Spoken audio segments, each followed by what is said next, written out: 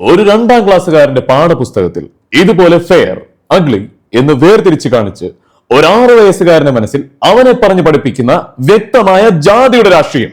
പോരെ, നമുക്ക് എത്ര റീച്ച് ഉണ്ടെന്ന് പറഞ്ഞാലും നമുക്ക് എത്ര കഴിവുണ്ടെന്ന് പറഞ്ഞാലും മിമിക്രി അല്ലേ, ആ സാധനം. അപ്പൊ ആദർശിക്ക് എന്തോരം ഹെൽപ്പ് ചെയ്തിട്ടുണ്ട് അയാളില്ലെങ്കിൽ ഞാൻ ഇല്ല, അതേ ഞാൻ പറയുള്ളൂ. പറയുമ്പോൾ അത് എനിക്കത് സത്യം പറഞ്ഞാൽ സങ്കടം വരും.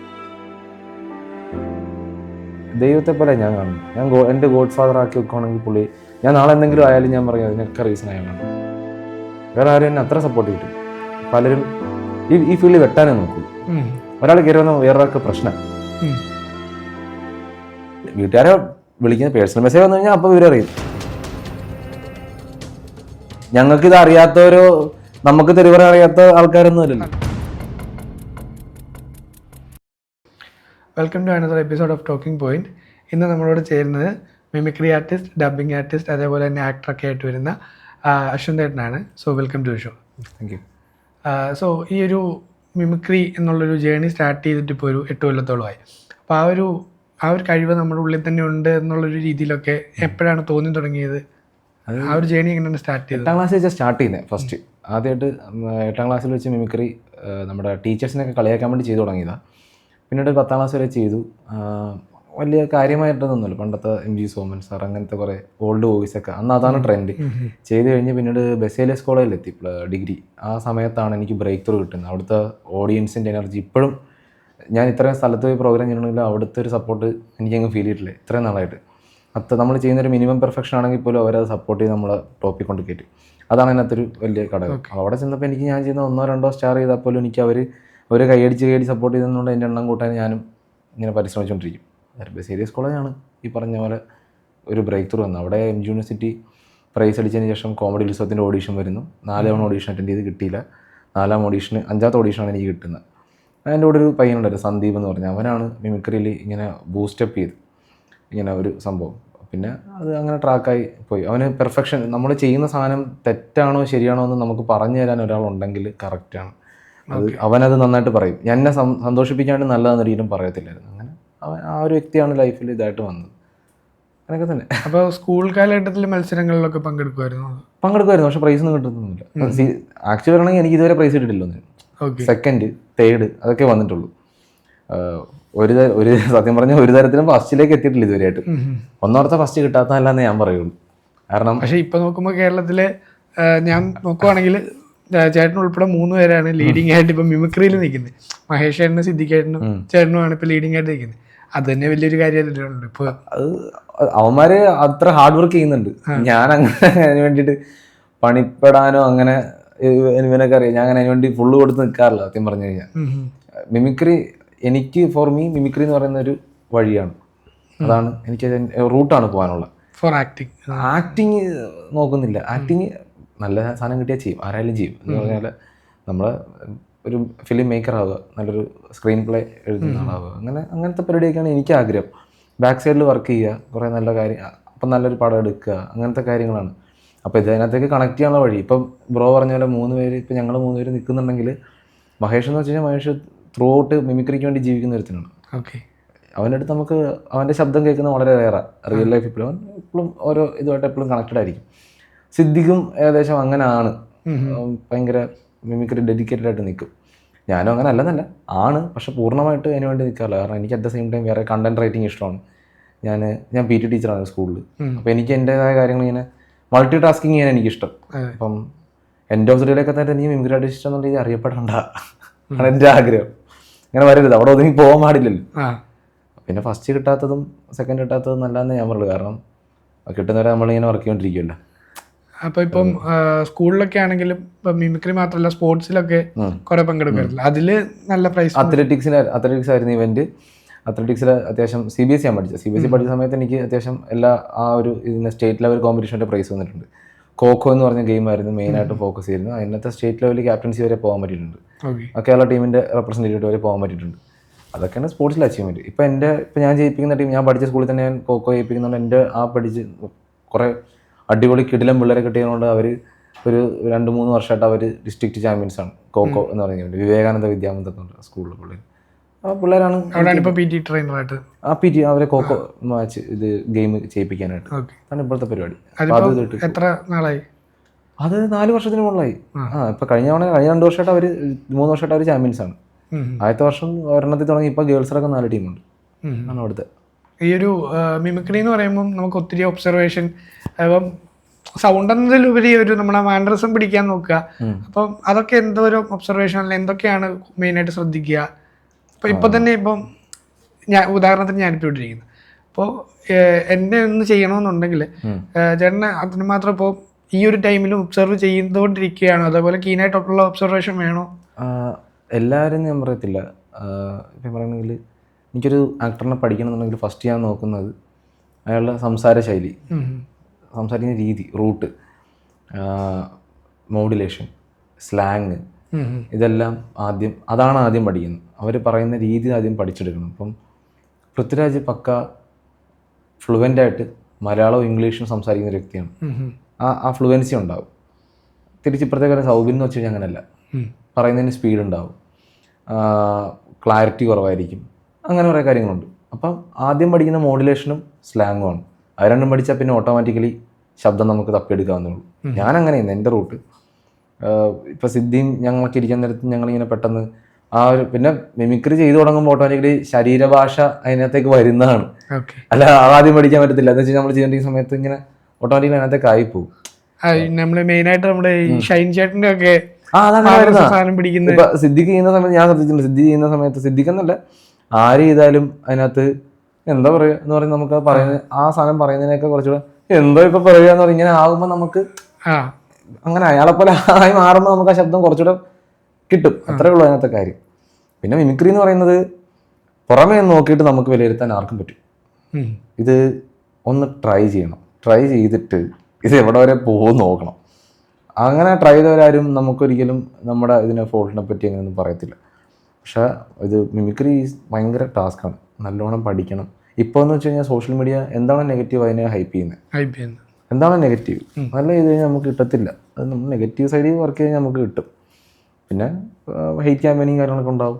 അത് മൈൻഡ് ചെയ്യാതെ പോവുക, അത്രയൊക്കെ ഉള്ളൂ. അല്ലാണ്ട് നമ്മൾ എല്ലാം പെർഫെക്റ്റ് ആയിട്ട് നിന്ന് നടക്കുന്നൊന്നും എനിക്ക് തോന്നുന്നില്ല. അല്ല, ഇപ്പം മിമിക്രി ട്രെയിൻ ചെയ്യുന്നുണ്ട്. അപ്പോൾ അതിപ്പം നമുക്ക് ആർക്ക് വേണമെങ്കിലും മിമിക്രി ഹാർഡ് വർക്ക് ചെയ്താൽ കിട്ടാവുന്നേ ഉള്ളൂ, ഈസി ആയിട്ട് പറ്റും. ഫസ്റ്റ് ഓഫ് ഓൾ നോക്കേണ്ടത് നമ്മുടെ ശബ്ദമായിട്ട് ഏറ്റവും നമുക്ക് അനുകരിക്കാൻ എളുപ്പമുള്ള സാമ്യതയുള്ള ശബ്ദം നമ്മളാദ്യം കണ്ടുപിടിക്കണം. ഫസ്റ്റ് നമ്മൾ ചെയ്യേണ്ടത്. ഞാൻ നോക്കിയത് തന്നെയായിരുന്നു. എൻ്റെ ശബ്ദമായിട്ട് ഏറ്റവും അടുത്ത് കണക്റ്റായി കിടക്കുന്ന ശബ്ദം സൗബിക്കടെ. എനിക്കതിനകത്ത് എൻ്റെ സ്ലാങ് മാത്രം ചെയ്ത് കൊടുക്കണമെന്നുണ്ടായിരുന്നുള്ളൂ. എൻ്റെ ശബ്ദം കുറച്ച് വോയിസ് അടച്ച് വാ തുറക്കാണ്ട് എന്തടാ എന്തേ എന്ന് പറയുമ്പോൾ എനിക്ക് കിട്ടും. ഞാൻ വാർന്നു പറഞ്ഞാൽ എനിക്ക് എൻ്റെ ശബ്ദമാവും എന്ന് പറഞ്ഞാൽ അത് ആ ശബ്ദം ഷിഫ്റ്റിംഗ് ആണ് അങ്ങോട്ടും ഇങ്ങോട്ടും. അപ്പോൾ പുള്ളി ആ ഒരു റൂട്ടാണല്ലോ, അതെനിക്ക് എൻ്റെ ശബ്ദത്തിൽ കിടപ്പുണ്ട്. സോ എനിക്ക് അതിനകത്തേക്ക് എൻ്റെ വോയിസിൻ്റെ ഇത് മോഡുലേഷൻ മാത്രം മാറ്റി കൊടുത്താൽ മാത്രം മതി. അതാണ് ഞാനത് എൻ്റെ ട്രിക്കാട്ടെ ഇതൊക്കെ. ഞാൻ ബാക്കിയുള്ളവരെങ്ങനെയാണെന്ന് എനിക്കറിയത്തില്ല. മഹേഷൊക്കെ അതിനോട് ശരിക്കും ഇരിക്കും ഇരുന്ന് വർക്ക് ചെയ്യുന്ന കാണാറുണ്ട്, കണ്ടിട്ടുണ്ട്. ഇപ്പം സൗബിക്കയുടെ സൗണ്ട് ആണെങ്കിലും സൗബിക്കയുടെ സൗണ്ടിലൂടെ ആയിരുന്നു ഒരു ടൈമിൽ ചേട്ടൻ അറിയപ്പെട്ടുകൊണ്ടിരുന്നത്. അപ്പോൾ സൗബിക്കയുടെ ഇടയ്ക്കിൽ ഡയറക്റ്റ് ചെയ്തിട്ടില്ലേ? ചെയ്തിട്ടുണ്ട്. അപ്പം എന്തായിരുന്നു ചെയ്തത്? ഫ്ലവേഴ്സിൻ്റെ കോമഡി അവാർഡ്സ് ആയിരുന്നു എനിക്ക് തോന്നുന്നു. അവാർഡ്സിൻ്റെ ടൈമിൽ സൗബിക്കയ്ക്ക് എൻ്റർടൈൻമെൻറ്റ് ബെസ്റ്റ് ആക്ടർ അവാർഡ് എന്തോ കിട്ടിയ സമയം ഞാൻ ബാക്ക് സ്റ്റേജിലുണ്ട്. അപ്പം ആ പുള്ളിക്ക് മൈക്ക് കൊടുക്കുമ്പം ആ മൈക്ക് മ്യൂട്ട് ചെയ്തിട്ടാണ് കൊടുക്കുക. അപ്പം എന്താണ് സൗബി പറയണമെന്ന് വിധിച്ചോളം ചോദിക്കുമ്പം ഞാനാണത് ലൈവായിട്ട് പറയുന്നത്. അപ്പോൾ പുള്ളി ഈവൻ എന്ത് ചോദിച്ചപ്പോൾ ഞാൻ ആളെ നേരിട്ട് കാണുന്ന ഫസ്റ്റ് ടൈം അതാണ്. അപ്പം അങ്ങനെ കയറിയിട്ട് ഞാൻ നോക്കുമ്പോൾ ഓക്കെ ഫൈൻ എന്ന് പറഞ്ഞാൽ എനിക്ക് കിട്ടി. പുള്ളിനെ വണ്ടറായപ്പോൾ തന്നെ എനിക്ക് കിട്ടി. ഓക്കെ ഇത് വർക്കായി. പിന്നെ നേരെ പോയി ചെയ്തു. പിന്നെ അദ്ദേഹത്തിന് മുമ്പ് ചെയ്യാനുള്ള ഞാൻ 8-10 പടം ഞാൻ ആ ട്രാക്ക് ഡബ് ചെയ്തു. അപ്പം പുള്ളിക്ക് അത് അറിയാം, കുറേയൊക്കെ അറിയാം. പക്ഷെ എന്നോട് പ്രതീക്ഷിക്കുന്നില്ല. എക്സൈറ്റ്മെന്റ് വീക്കായിരുന്നു. കാരണം എനിക്ക് ബ്രേക്ക് ത്രൂ മിമിക്രിയിൽ ഉണ്ടാക്കുന്ന ആൾ സൗബിൻ്റെ ശബ്ദമാണ്, സൗബിക്കയുടെ ശബ്ദമാണ്. അതുകൊണ്ട് വലിയ ഇപ്പം അറിയാം, കാണുമ്പോൾ പറയാൻ എന്നോണ്ടെന്ന് ചോദിച്ചാൽ വർത്താനം പറയും. അങ്ങനെ ഒരു സംഭവം ഉണ്ട്. എക്സൈറ്റ്മെന്റ് ഭീകരമായിരുന്നു. കാരണം 5 വർഷം കൂടിയിട്ടാണ് ഞാൻ കാണുന്നത് ശബ്ദം ചെയ്യാൻ തുടങ്ങിയിട്ട്. അത്രേ ഉള്ളൂ. സൗബിക്കയുടെ ഒരു സൗണ്ട് ഇപ്പോൾ എടുക്കാം. സൗബിക്കയുടെ ഇപ്പൊ ഒരു പ്രൊമോഷൻ ഷോയ്ക്ക് നിൽക്കുന്ന ആ ഒരു ഇതില് പ്രൊമോഷൻ എന്ന് പറയുമ്പോൾ കൂലി തലൈവറുടെ പടത്തിൽ അഭിനയിക്കാൻ പറ്റി. ദൈവഭാഗ്യമേ പറയുള്ളൂ. കാരണം നമ്മുടെ ലൈഫിൽ ഏറ്റവും മോശം അവസ്ഥകൾ നമ്മൾ കടന്നു പോകണതാണ്. പക്ഷെ നല്ലൊരു എക്സ്പീരിയൻസ് ആയിരുന്നു. ലോകേഷ് കനകരായ എന്ന് പറഞ്ഞ വ്യക്തി, അദ്ദേഹത്തിൻ്റെ കൂടെയൊക്കെ ശ്രുതി ഹസൻ, പൂജ ഹെഗ്ഡെയുടെ കൂടെ അഭിനയിക്കാൻ പറ്റി. എല്ലാവരും തിയേറ്ററിൽ പോയി തന്നെ കാണണം, പടം സപ്പോർട്ട് ചെയ്യണം, ഹെയ്റ്റ് ക്യാമ്പയിനിങ് ഒന്നും നോക്കണ്ട, ഓരോരുത്തരുടെ അഭിപ്രായങ്ങൾ വ്യക്തമായിട്ട് പറയാനായിട്ട് ശ്രമിക്കുക. അത്രേ ഉള്ളൂ. Thank you. പോരെ. ഇപ്പോൾ മിമിക്രി എന്ന് പറയുമ്പോൾ ഒരു ടൈമിൽ എന്താ പറയുക, മിമിക്രി ആർട്ടിസ്റ്റുകളെല്ലാം ഇപ്പം സിനിമയിലോട്ട് വരുന്നുണ്ട്. പണ്ടത്തെ ഇപ്പോഴത്തെ മെയിൻ സ്ട്രീം നടന്മാരെല്ലാം പണ്ട് മിമിക്രിക്കാരാണ്. അപ്പോൾ ആ ഒരു ലെവലിൽ നോക്കിയാലും ഇപ്പൊ അവരിപ്പം പറയുന്നുണ്ട് പണ്ട് അവർക്ക് കിട്ടിക്കൊണ്ടിരുന്ന ഒരു റെമ്യൂണറേഷൻ ആണെങ്കിലും എല്ലാത്തിനും നല്ല ബുദ്ധിമുട്ടുണ്ട്, നല്ല സ്ട്രഗിൾ ഉണ്ടായിരുന്നു. ഇപ്പോഴും മിമിക്രിക്ക് ആ ഒരു സ്ട്രഗിൾ നിലനിൽക്കുന്നുണ്ട്. വാട്ട് എവർ ഞാൻ പറയാം, ഞങ്ങളിപ്പം ഫസ്റ്റ് ഓപ്ഷൻസ് ആയിട്ട് ഞാൻ, സിദ്ദിഖ്, മഹേഷ് നിൽക്കുന്നുണ്ടെങ്കിൽ അതിൻ്റെ പിന്നിൽ ഞങ്ങൾ അനുഭവിക്കുന്ന ആ ഒരു സ്ട്രെസ് ലെവൽ എന്ന് പറയുന്ന സാധനമുണ്ട്. നമുക്ക് എത്ര റീച്ച് ഉണ്ടെന്ന് പറഞ്ഞാലും, നമുക്ക് എത്ര കഴിവുണ്ടെന്ന് പറഞ്ഞാലും, ഈ ഇവൻ്റ് ചെയ്യുന്നവരായാലും ഓഡിയൻസ് ആയാലും ഈവൻ ആ ഒരു സ്റ്റേജ് ഹാൻഡിൽ ചെയ്യുന്നവർക്കെല്ലാം മിമിക്രി അല്ലേ, ആ സാധനമുണ്ട്. മിമിക്രിക്കാരല്ലേ, അത് കുഴപ്പമില്ല, വൺമാൻഷയമൊന്നുമില്ല, ആ ഒരു സാധനമുണ്ട്. അത് ഒരിക്കലും മാറില്ല, ഒരിക്കലും മാറില്ല. അത് മാറണമെങ്കിൽ നമുക്ക് കുറച്ചുകൂടെ നമ്മൾ മിമിക്രി വിട്ട് കുറച്ചാൾ മാറി ഇങ്ങനെ തിരിച്ചു വരണം. അപ്പം നമുക്ക് ആ സാധനം കിട്ടും. ഈ നമ്മൾ മിമിക്രി ആർട്ടിസ്റ്റായിട്ട് നിൽക്കുന്ന സമയത്ത് നമുക്ക് കിട്ടുന്ന ചില സംഭവമൊക്കെ നമുക്ക് ഭയങ്കര ഹേർട്ടാവും.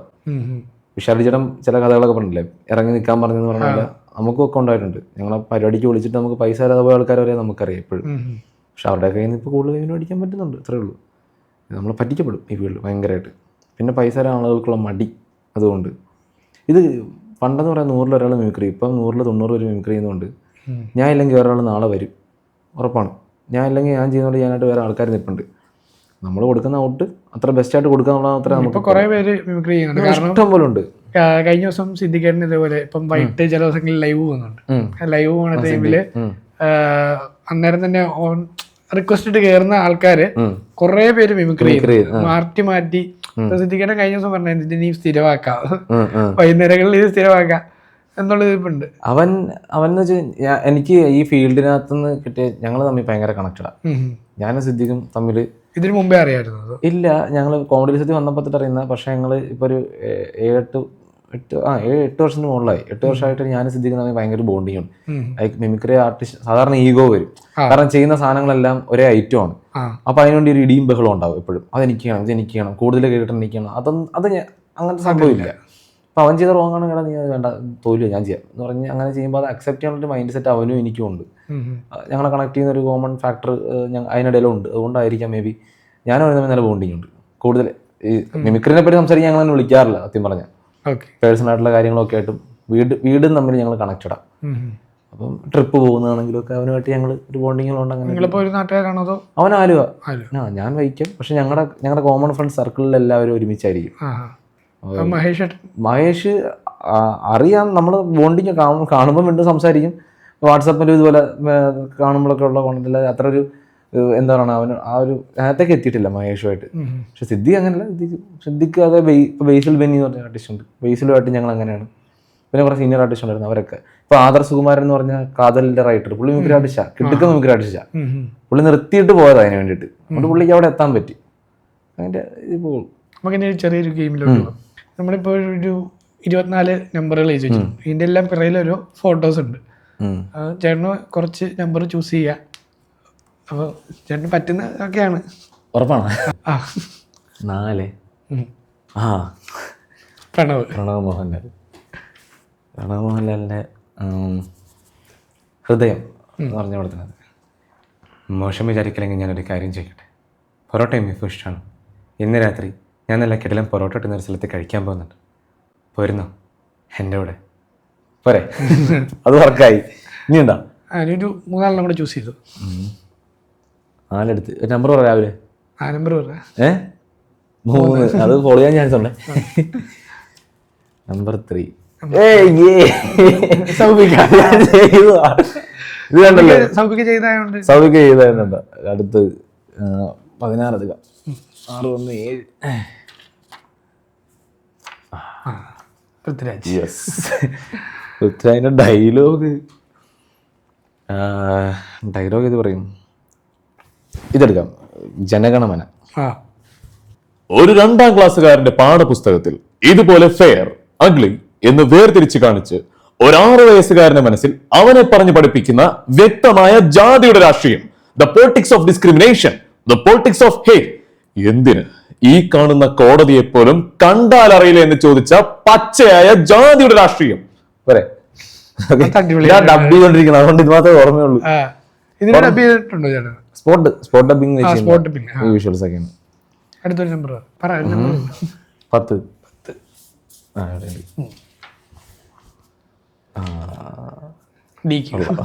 സാർ ഈ പറഞ്ഞ രണ്ട് കാര്യത്തിൽ എനിക്ക് സാറിന് ഒത്താശയുണ്ട്. മനോജ് സാർ മഹാരാജ് സ്കൂളിലെപ്പോഴേ KSQക്കാരുണ്ട്, അവിടുത്തെ SFI പിള്ളേരുണ്ട്.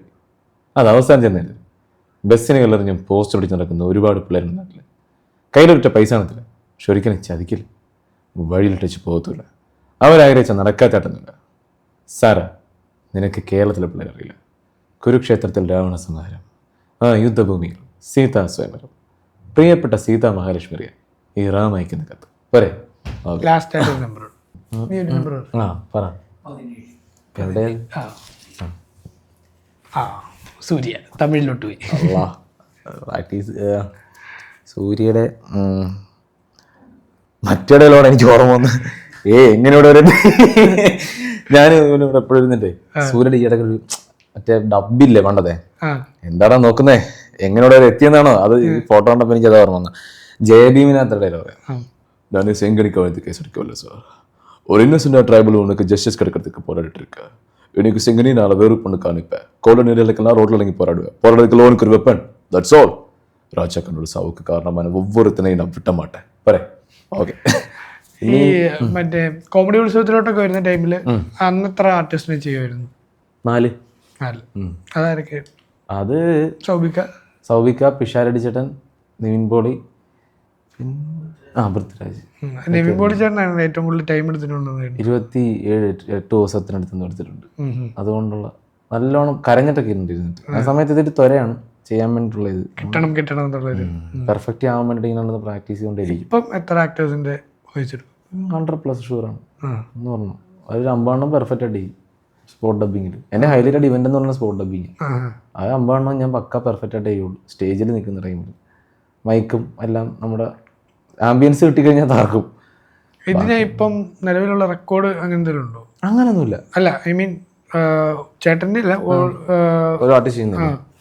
റെക്കോർഡൊന്നുമില്ല. ഏറ്റവും കൂടുതൽ വോയിസ് ചെയ്യുന്നത് സത്യം പറഞ്ഞാൽ കേരളത്തിൽ ഇപ്പം ഏറ്റവും ടോപ്പ് മിമിക്രി ആർട്ടിസ്റ്റ് ആയിട്ടിരിക്കുന്ന മഹേഷ് ആണെങ്കിൽ മഹേഷിനേക്കാൾ കിണ്ണൻ ആർട്ടിസ്റ്റൊക്കെ തമിഴ്നാട്ടിലും ഹിന്ദിയിലൊക്കെ ഉണ്ട്. ഇവൻ ഞങ്ങൾക്കിടെ ഞങ്ങൾ സംസാരിക്കുമ്പോൾ നമ്മുടെ അടുത്ത് നോക്കാനായിട്ട് അവര് ചുമ്മാ കൂളായിട്ട് മിമിക്രി കാണാറുണ്ട്. നമ്മുടെ അവരുടെ ഇൻഡസ്ട്രിയിലുള്ള ആൾക്കാരുടെയൊക്കെ വോയിസ് പെർഫെക്റ്റ് ആയിട്ട് ഞാൻ കണ്ടിട്ടുണ്ട്. കുറച്ചുകൂടെ ഗംഭീരമായിട്ടുള്ള അല്ലെ മഹേഷിന്റെ അതേ റേഞ്ചിൽ ഇരിക്കുന്ന ആർട്ടിസ്റ്റൊക്കെ അവിടെ ഉണ്ട്.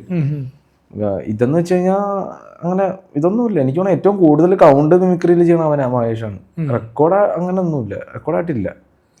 ഏറ്റവും കൂടുതൽ സ്റ്റാർ വോയിസ് പെർഫെക്റ്റ് ആയിട്ട് ചെയ്യുന്ന അവനാണ് എനിക്ക് എൻ്റെ അറിവിൽ. പെർഫെക്ഷനിൽ ഉറപ്പ്.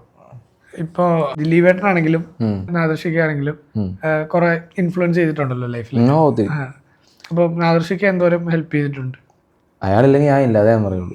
ഞാൻ എൻ്റെ ഒരു ദൈവത്തെ പോലെ ആണ് ഇപ്പോഴും. ഈ പറയുമ്പോൾ അത് എനിക്കത് സത്യം പറഞ്ഞാൽ സങ്കടം വരും. കാരണം എന്താ വെച്ച് കഴിഞ്ഞാൽ മിമിക്രിയിൽ ഏറ്റവും ടോപ്പ് വൺസ് നമ്മൾ അംഗീകരിക്കപ്പെട്ട് കഴിഞ്ഞാൽ പിന്നെ നമ്മുടെ ഭാഗത്തുനിന്ന് ഫോൾട്ട് വന്നാലും അതിൽ പ്രശ്നമൊന്നുമില്ല. നമുക്ക് ഒരു വട്ടം നമ്മൾ അംഗീകരിച്ചു കഴിഞ്ഞാൽ പിന്നെ അത് പോകും. പിന്നെ നമ്മൾ അവിടെ നമുക്ക് നിലനിൽക്കാൻ പറ്റും. ഞാനെന്ന് വെച്ച് കഴിഞ്ഞാൽ എന്നെ സംബന്ധിച്ചുള്ളൊരു 3 ഫേസായിട്ട് മിമിക്രീനെ എടുക്കുകയാണെങ്കിൽ ഞാൻ മഹേഷിൻ്റെ പീക്ക് ടൈമിൽ ഞാൻ കേരളത്തിൽ കൂടുതൽ ഷോസ് ചെയ്തിട്ടുണ്ട്. സിദ്ധിയുടെ പീക്ക് ടൈമിൽ സിദ്ധിക്ക് നിൽക്കുന്ന സമയത്ത് അവനൊക്കെ കൂടുതൽ ഷോസ് ഞാൻ കേരളത്തിൽ ചെയ്തിട്ടുണ്ട്. ഷോസ് ചെയ്യുന്നേ ഉള്ളൂ. എനിക്ക് അതിനുള്ള സോഴ്സ് ഓഫ് ഇൻകം വളരെ കുറവായിരുന്നു. വളരെ കുറവെന്ന് വെച്ച് കഴിഞ്ഞാൽ വളരെ കുറവായിരുന്നു. ഞാൻ ഒരു പരിപാടിക്ക് പോയിട്ട് തിരിച്ചു വന്നു കഴിഞ്ഞാൽ എനിക്ക് ചിലവായിരിക്കും കൂടുതൽ. അത്രയ്ക്കുള്ള 2000-3000 രൂപയൊക്കെ വെച്ചിട്ടായിരിക്കും കിട്ടിക്കൊണ്ടിരുന്നത്. അത് കോഴിക്കോടൊക്കെ പോയിട്ട് എന്താവും, ട്രെയിനിന് പോയാൽ പോലും ഒരു ദിവസം മിസ്സായി നമുക്ക് കിട്ടത്തില്ല. പക്ഷെ അത് ആ ഒരു പിക്ചർ മാറ്റിയെടുത്തത് നാദർഷിക്കാൻ അത് ഞാൻ എവിടെയും പറയും. കാരണം നാദർഷിക്കനെ പറയുന്നതിന് മുന്നേ ഒരു പേര് രാജേഷ് കടവന്ത്ര. എനിക്കിങ്ങനെ ഒരു അത്യാവശ്യം മിമിക്രിക്ക് ട്രെൻഡ് സെറ്ററായിട്ട് ദുൽഖർ നിവിൻ പോളിയൊക്കെ നിൽക്കുന്ന ടൈമിൽ ദുൽഖർ നിവിൻ പോളി പൃഥ്വിരാജ് ടോവിനോ ഒന്ന് കയറി വരുന്ന ടൈം ആസിഫ് അലിയൊക്കെ ക്ലച്ച് പിടിച്ച് നിൽക്കുന്ന ടൈമിൽ ഈ യൂത്ത് ഓഡിയൻസിനെ കയ്യിലെടുക്കാൻ വേണ്ടി എന്നെ രാജേഷ് കടവന്ത്ര കൊണ്ടുപോയായിരുന്നു. അത് പുള്ളിക്ക് ഒരു 10,000 രൂപ പേയ്മെൻറ്റ് കിട്ടുവാണെങ്കിൽ പുള്ളി എന്നെ കൂടെ കൊണ്ടുപോയിട്ട് അത് എനിക്ക് 4 പുള്ളിക്ക് 6 എന്നുള്ള രീതിയിൽ പുള്ളി തരുമായിരുന്നു. എനിക്ക് വേദികൾ തന്നത് സത്യം പറഞ്ഞാൽ മെഗാ ഷോസ് എന്നെ ഏറ്റവും കൂടുതൽ ഞാൻ ചെയ്തു തുടങ്ങിയത് മാട്ടപ്പരടി എന്ന് നമ്മൾ പറയത്തില്ലേ, തട്ടിക്കൂട്ട് ഷോസിൽ നിന്ന് എനിക്കൊരു സ്റ്റാൻഡേർഡ് ഷോസ്, ഇങ്ങനെ ഒരു ഷോസും നമ്മുടെ നാട്ടിൽ നടക്കുന്നത് തന്നെ കാണിച്ചെന്ന രാജേഷേട്ടനാണ്. ആ രാജേഷേട്ടൻ്റെ ഷോയ്ക്ക് പോയി എനിക്ക് സ്ഥിരം പരിപാടി നിന്നിരുന്നതും പുള്ളിയാണ്. അപ്പോൾ ആ രാജേഷേട്ടൻ്റെ അവിടെ നിന്ന് കണ്ട് കണക്റ്റഡായി പോയ സമയത്താണ് അമൃത ടി വിയിൽ ഒരു ഷോയ്ക്ക് ഞാൻ പോകുന്നത്, ഒരു സ്പോട്ട് ഡബിങ് പെർഫോമൻസ് ആയിട്ടാണ് പോകുന്നത്. ആ സമയത്താണ് നാദൃഷിക്ക് എന്നെ കാണുന്നത് ഫസ്റ്റ്. അദ്ദേഹത്തിന് എന്നെ എൻ്റെ ഇങ്ങോട്ട് നമ്പർ വാങ്ങുമായത്. ഷോ ആയിരുന്നു അതോ? അല്ല, കോമഡി സൂപ്പർ നൈറ്റോ അങ്ങനെ എന്തോ ആണെന്ന് തോന്നുന്നു പുള്ളി. ആ ഷോയ്ക്ക് എന്നെ കണ്ട എൻ്റെ നമ്പർ വാങ്ങി എൻ്റെ അടുത്ത് ഇങ്ങോട്ട് വാങ്ങുമായത്. നമ്പർ ഇതാ, ഞാൻ വിളിക്കാമെന്ന് പറഞ്ഞു. വിളിച്ചു, എത്ര പൈസ വന്നു, എത്ര രൂപ വന്നു? അന്ന് എനിക്ക് 10 രൂപ എടുത്തെന്ന് തോന്നുന്നു പേയ്മെൻറ്റ്. പറഞ്ഞ് നീ സ്റ്റാറിൻ്റെ എണ്ണം കൂട്ടുന്നതിനനുസരിച്ച് നിൻ്റെ റെമ്യൂണറേഷൻ കൂടുമെന്ന് പറഞ്ഞു. അങ്ങനെ എനിക്ക് ഫസ്റ്റ് എൻ്റെ പാസ്പോർട്ട് 3 വർഷം മുന്നേ അടിച്ച പാസ്പോർട്ട് തുറക്കണം ആദർശിക്ക പറഞ്ഞിട്ടാണ്. ഇക്ക പറഞ്ഞതിൻ്റെ അടുത്ത് നമുക്ക് സെറ്റ് ചെയ്യാമെന്ന് പറഞ്ഞ് മസ്കറ്റ്, സലാല ഷോസ് വിശാലടിച്ചാറിൻ്റെ കൂടെ അങ്ങനെ ഞങ്ങൾ ഷോ ചെയ്തു. പിന്നെ അങ്ങോട്ട് എനിക്ക് തിരിഞ്ഞു നോക്കണമെന്നില്ല. ഗൾഫ് ഷോസ് ഓണായി കഴിഞ്ഞാൽ പിന്നെ നമുക്ക് നോക്കണ്ട, നമ്മൾ പിന്നെ എന്നത്തേക്ക് ഇന്നാവും. അങ്ങനെ കിട്ടി. പിന്നെ ഇക്കാരണം എൻ്റെ ആഗ്രഹമായിരുന്നു പടത്തിൽ തല കാണിക്കണം എന്ന്. ഇക്ക എനിക്ക് ഒരവസരം തന്നു. എനിക്ക് ദിലീപേട്ടൻ്റെ അടുത്ത് കമ്പനി ആവണമെന്നുണ്ടായി. ദിലീപേട്ടൻ്റെ അടുത്ത് കമ്പനി ആക്കി തന്നു. ഇക്കയുടെ കൂടെ കുറേ ട്രിപ്പ് പോയി ഞാൻ. നമ്മളൊരു മോനെ പോലെ കാണും, അത്രയ്ക്ക് ഇഷ്ടമാണ്. എനിക്കും ഇഷ്ടമാണ്, എന്നോടും സ്നേഹമുണ്ട്. പ്രത്യേക ഒരു കരുതൽ എന്നൊക്കെ പറയുന്ന പോലെ എനിക്ക് ദൈവത്തെ പോലെ ഞാൻ കാണുന്നത്. ഞാൻ എൻ്റെ ഗോഡ് ഫാദർ ആക്കി വെക്കുകയാണെങ്കിൽ പുള്ളി, ഞാൻ നാളെ എന്തെങ്കിലും ആയാലും ഞാൻ പറയും അതിനൊക്കെ റീസൺ അയാളാണ്.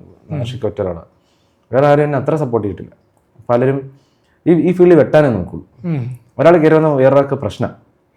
സോ എന്നെ എപ്പോഴും പുള്ളി, ഞാൻ ചോദിക്കും ഇക്ക എന്തിനും എന്നെ കൊണ്ടുപോകണം, എന്നേക്കാൾ ബെസ്റ്റായിട്ടുള്ള ഓപ്ഷൻസ് ഇവിടെ ഉണ്ട്. ഇല്ല, നീ കൊള്ളാം, നീ അടിപൊളിയാണ്, നിനക്ക് ചെയ്യാനുണ്ട്, നിനക്ക് കഴിവുണ്ട്. അപ്പം ഞാൻ സോഷ്യൽ മീഡിയ മാക്സിമം പിന്നോട്ട് വലിഞ്ഞു നിൽക്കുന്ന ഒരാളാണ്. മടിയാണ് എൻ്റെ മെയിൻ പ്രശ്നം. ഞാൻ ചെയ്യത്തില്ല. തമാശയ്ക്ക് ഇരുന്ന് ഓരോ കണ്ടന്റ് പറയും, ഇവന്മാരൊക്കെ ഇരുന്ന് ചിരിക്കും. പക്ഷെ കുറേ കഴിഞ്ഞ് കഴിയുമ്പോൾ ഞാൻ ചെയ്യത്തില്ല. പ്രാബല്യത്തിലേക്ക് കൊണ്ടുവരുന്നത് എനിക്ക് തടസ്സങ്ങളാണ് നമ്മുടെ. കാരണം മിമിക്രിയിൽ ഒരു പരിധി കൂടുതൽ നമ്മൾ ചെയ്ത് മിമിക്രിയിലേക്ക് ഇത് കൊണ്ടുകഴിഞ്ഞാൽ നമ്മുടെ പ്ലാൻ തെറ്റിപ്പോകും എന്നുള്ള തോട്ടൊക്കെ എൻ്റെ മനസ്സിൽ വരും. പിന്നെ ഞാൻ ചെയ്യത്തില്ല. അപ്പം ഇങ്ങനെ ലോക്കൽ വിങ് ഉണ്ട്. ഇപ്പം ഞങ്ങൾ അതെപ്പോഴും ഒരു വഴിയാകത്തില്ലേ ഉള്ളൂ. വഴി അങ്ങനെയല്ലേ ബ്രോ. ഇപ്പോൾ സോഷ്യൽ മീഡിയ ഉള്ളതുകൊണ്ട് നമുക്ക് എവിടെ വേണമെങ്കിൽ കയറി. എനിക്ക് കിട്ടിയൊരു ഗുണം എന്ന് വെച്ച് കഴിഞ്ഞാൽ എവിടെ വേണമെങ്കിൽ കയറി ചെല്ലാം. അറിയാവുന്ന ആൾക്കാർ ഒരു വട്ടം ഇപ്പം ഇൻസ്റ്റയിൽ കഴിഞ്ഞ ദിവസം ജിസ്ജോ ഡയറക്ടർ വീഡിയോസ് എല്ലാം സൂപ്പറാണ് ബ്രോ, ഇങ്ങോട്ട് വെച്ചിട്ട് ഭയങ്കര സന്തോഷം തോന്നി. അങ്ങനെ കുറേ ഡയറക്ടേഴ്സ് ഫോളോ ചെയ്യുന്നുണ്ട്. വിനയ് ഫോർട്ട്, വിനയ് ചേട്ടനെ കളിയാക്കി ഞാൻ ഒത്തിരി വീഡിയോ ഇടും.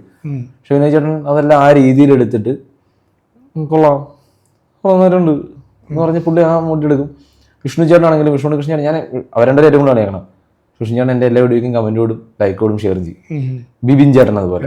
ബിബിൻ ചേട്ടൻ എനിക്ക് ഒരു 20,000 ഫോളോവേഴ്സ് ഉണ്ടായിരുന്ന സമയത്ത്, എൻ്റെ വീഡിയോയ്ക്കൊന്നും വ്യൂസ് ഇല്ലാതെന്ന സമയത്ത്, ഈ രാജേഷ് ചേട്ടൻ്റെ ഫ്രണ്ട്സാണ് ബിബിൻ ചേട്ടനും നമ്മുടെ വിഷ്ണു ചേട്ടനും. അപ്പോൾ ബിബിൻ ചേട്ടൻ, ഞാനിങ്ങനെ ഷോർട്ട് ഫിലിം ചെയ്യുന്നുണ്ട് കൊട്ടാകപ്പടി എന്ന് പറഞ്ഞാൽ, അപ്പോൾ അത് ബിബിൻ ചേട്ടൻ കണ്ട് ബിബിൻ ചേട്ടൻ ഇഷ്ടമാണെന്ന് എപ്പോഴും പറയും. അപ്പം ഞാൻ ആ ഒരു കോൺടാക്റ്റിൽ ബിബിൻ ചേട്ടൻ എപ്പോഴും ഇങ്ങനെ അയച്ചു, ചേട്ടാ ഇതൊന്ന് ഷെയർ ചെയ്യാവോ എന്ന് ചോദിച്ച് ഇടുന്ന സമയത്ത് ഒത്തിരി 10 പേർക്ക് ഞാൻ അയക്കുമ്പോൾ ആകെ ഷെയർ ചെയ്തുകൊണ്ടിരുന്ന വിഷ്ണു ചേട്ടൻ ബിബിൻ ചേട്ടൻ മാത്രമായിരുന്നു. നമ്മുടെ ഷോയിൽ ഫസ്റ്റ് ഗസ്റ്റ് ആണല്ലേ. ബിബിൻ ചേട്ടൻ സെറ്റ്. ബിബിൻ ചേട്ടൻ അതുപോലെ സപ്പോർട്ട് ചെയ്യുമായിരുന്നു. ഇങ്ങനെ ക്യാപ്ഷനൊക്കെ കൊടുത്ത് നമ്മളെ പിക്കപ്പ് ചെയ്ത് കൊണ്ടുവരാനായിട്ട് ഒത്തിരി നോക്കുമായിരുന്നു. ഇപ്പോഴും അങ്ങനെ തന്നെ ഷെയർ ചെയ്യാറുണ്ട് കുറേ സംഭവങ്ങൾ. കുറേ സാധനങ്ങൾ ഷെയർ ചെയ്യാറുണ്ട്. കമന്റ് ഒക്കെ ആണെങ്കിലും ഞാൻ ആ ലാസ്റ്റ് വേദന്റെ പാട്ട് പാടിയിട്ട് അത് ഏറി പോയിട്ട് അത് ക്ലിയർ ചെയ്ത സമയത്ത് ഒത്തിരി സെലിബ്രിറ്റീസ് വന്ന് ഇട്ടിട്ടുണ്ടായി. അത് നമ്മൾ ചെയ്തതല്ല. അതാണ് ഞാൻ പറഞ്ഞത്. നമ്മൾ ഒരു സൊസൈറ്റി ഇപ്പം എൻ്റെ കേസ് പറഞ്ഞു, ബാക്കിയുള്ളവർ എനിക്കറിയത്തില്ല. ഓക്കെ, എൻ്റെ പേര് അശ്വന്ത് എന്നാണ്, ഞാൻ സൗബിൻ്റെ വോയിസിൽ നിന്നാണ്. ഞാൻ സൗബിൻ്റെ വോയിസ് മാത്രം ചെയ്താൽ മതി എന്നൊരു തോട്ടിലാണ് പകുതി പേര് നിൽക്കുന്നത്. ഞാനത് ബ്രേക്ക് ചെയ്യാനോ ഓക്കെ ഞാൻ ഇത്ര പെർഫെക്ഷനിൽ ചെയ്യും, അത് ഞാൻ ബ്രേക്ക് ചെയ്ത് കഴിഞ്ഞാൽ പിന്നെ ഞാൻ ഫേക്കാം. എനിക്ക് അങ്ങനെയൊക്കെ ചലഞ്ച് ചെയ്യുമ്പോൾ ഭയങ്കരമായിട്ട് ഇങ്ങനെ എന്നാൽ പിന്നെ ക്ലിയർ ചെയ്യണമല്ലോ, കാണിച്ചു കൊടുത്തിട്ട് കാര്യങ്ങളെന്ന് പറഞ്ഞ് നമ്മൾ വാശിക്കുന്നങ്ങ് ചെയ്യും. എന്തുകൊണ്ട് എനിക്ക് പെർഫെക്റ്റ് ആയിട്ട് ചെയ്യാൻ പാടില്ലേ? ഞാൻ ചെയ്തെന്താ അത് എനിക്കും എൻ്റെ കൂട്ടുകാർക്കും അറിയാം ഞാൻ എത്ര പെർഫെക്റ്റ് ആയിട്ട് ചെയ്യുന്നുള്ളത്. നമ്മൾ അതിനോട് എഫേർട്ട് ഇടുന്നില്ല, അതാണ് ഫസ്റ്റ് ഓഫ് ഓൾ. പിന്നെ ടാർഗറ്റഡ് കമൻസ് ഡയറക്റ്റ് വന്നിട്ട് വീട്ടുകാരെ വിളിക്കുന്ന പേഴ്സണൽ മെസ്സേജ് വന്നു കഴിഞ്ഞാൽ അപ്പോൾ ഇവരറിയും, നല്ല രീതിയിൽ കൊടുക്കും. അത് ഞങ്ങൾക്ക് ഇത് അറിയാത്തവരോ നമുക്ക് തെരുവറ അറിയാത്ത ആൾക്കാരൊന്നും അല്ല. നമുക്ക് കണക്ഷൻസ് ഉണ്ട്. നമ്മൾ മിമിക്രി കളിക്കണം എന്ന് പറഞ്ഞ് നമ്മൾ മിമിക്രി ആർട്ടിസ്റ്റാണെന്ന് പറഞ്ഞ രീതിയിൽ താടിക്കെട്ടിട്ട് നോക്കിക്കുന്ന ആളൊന്നുമല്ല. ഓപ്പോസിറ്റ് ആക്ഷന് റിഫ്ലക്ഷൻ നല്ല രീതിയിൽ ചെയ്യാൻ നമുക്ക് നന്നായിട്ട് അറിയാം. എന്നെ പറഞ്ഞാൽ ഞാൻ നന്നായിട്ട് തിരിച്ചു പറയും.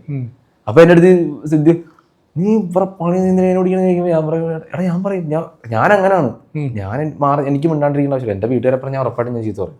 എൻ്റെ കഴിവിനെ പറഞ്ഞാലും ഞാൻ പറയും. കാരണം ഞാനത് അതിനോട് എടുക്കുന്ന സമയം ഒന്നിൻ്റെ വേടൻ്റെ പാട്ട് പാടിയ 3-ാം ദിവസം ഞാൻ തിരിച്ചു പോന്നിട്ട് എനിക്ക് പറ്റുന്നില്ല എന്നുകൊണ്ട് ഞാൻ തിരിച്ചു പോകുന്ന സമയത്താണ് വണ്ടിക്കകത്തിട്ട് ഞാൻ പാടിക്കഴിഞ്ഞപ്പം തോന്നി ഓക്കെ ഇത് വർക്കാവുന്ന പോലെ തിരിച്ചു പോയി ഡബ് ചെയ്ത് എന്ന് വെച്ചാൽ അത്രയ്ക്ക് റെക്കോർഡ് ചെയ്തെടുത്ത സാധനം അത്.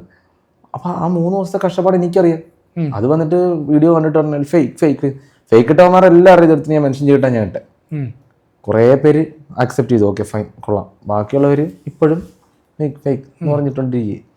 അതുകൊണ്ട് ഞാൻ ഐ ഡി പറയുന്നില്ല, തൂക്കിയിട്ടുണ്ട് ആൾക്കാർ ഇഷ്ടം പോലെ ഫേക്ക് ഐ ഡി ഉണ്ടാക്കിയിടും. നാണമില്ലാത്തവന്മാർ ഇടുള്ളൂ. ഞാൻ പറഞ്ഞു നാണമില്ലാത്തവന്മാർ, ഞാൻ സത്യം ഒരു നാണില്ലാത്തവന്മാരെ ഫേക്ക് ഐ ഡി എന്നിട്ട് ഉള്ളു. അത് ആരാണ് ക്രിയേറ്റഡ് 0 ഫോളോവേഴ്സ്, 10 ഫോളോയിങ്, 12 ഫോളോവേഴ്സ് നമുക്കറിയാം. അപ്പം അവരെ ഇടുള്ളൂ. പിന്നെ ചിലവരിടും. അവരിടുമ്പം ഇങ്ങനെ എന്നെ ഇപ്പൊ ടാർഗറ്റ് ചെയ്തേക്കണത് നമ്മുടെ മറ്റേ ഇവരാണ്. നമ്മുടെ ഞാൻ സുരേഷ് ഗോപിനെ കളിയാക്കിയിട്ട് വീഡിയോ ചെയ്യുന്നതുകൊണ്ട് ഞാൻ അതിലോട്ട് അത് പറയല്ലേ, എന്നെ ഭീഷണി വരെ ചെയ്തു.